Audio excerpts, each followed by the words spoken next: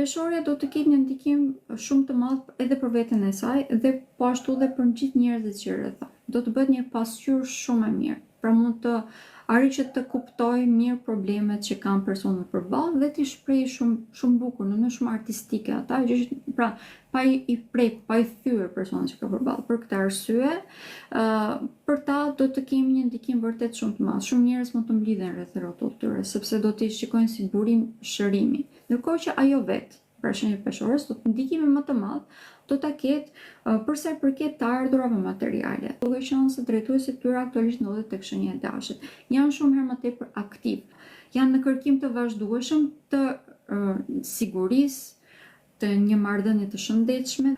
Për shenjën e peshorës, kriza identiteti ose kriza në vlerën që e ka. Gjuhën e plot do të na nxjerrë përballë kriza në mënyrë që ne ta mbrojmë atan tonë dhe ta zhvillojmë dhe nëse saj të vlerësojmë veten tonë dhe më tepër.